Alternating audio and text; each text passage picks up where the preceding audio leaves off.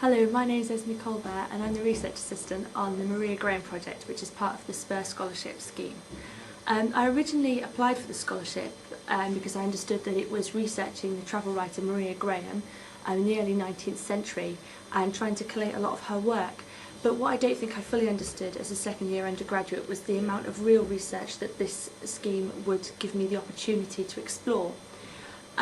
When I began the project, we arranged for trips to the British Library, and because of the period that Maria Graham is based in between 1785 and 1842, a lot of the work involves looking at manuscripts and rare books from the British Library. So we got a trip to go there and transcribe letters and look at original material, which was really exciting. This book is a scripture herbal. This is the first edition of the book by Maria Graham, and it's a botanical book, and she lists all the plants that are in the Bible and gives a description of them and their uses and beautiful illustrations throughout.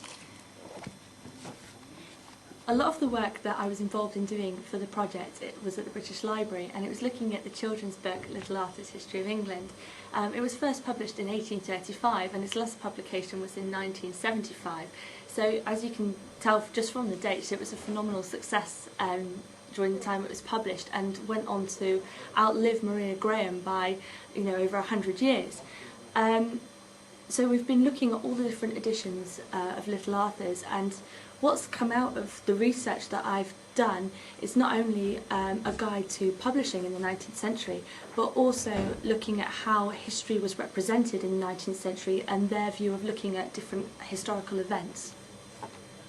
One of the major themes that's come out of this project is the relationship between women in the 19th century and science. In 1822, Maria Graham witnessed an earthquake while she was in Chile, and her account of the earthquake was used at the time to prove certain theories on the elevation of land. And her account was also used in the Geological Society, although this kind of evoked controversy, especially with the president of the Geological Society at the time. So hopefully what we can ascertain from this information is not only Maria Graham's involvement in geology and science, but also a contribution to the broader topic of women in science in the 19th century. By taking part in this SPUR scholarship, it's really allowed me access into the postgraduate side of research for English. I don't think I really had any idea of just how in-depth this project was going to be when I first began, but the way that I've been able to interact with other members on the project and the way we all have an idea of what everyone else is doing, and it's really been a tremendous experience, and I would recommend it to any student who was thinking about postgraduate research.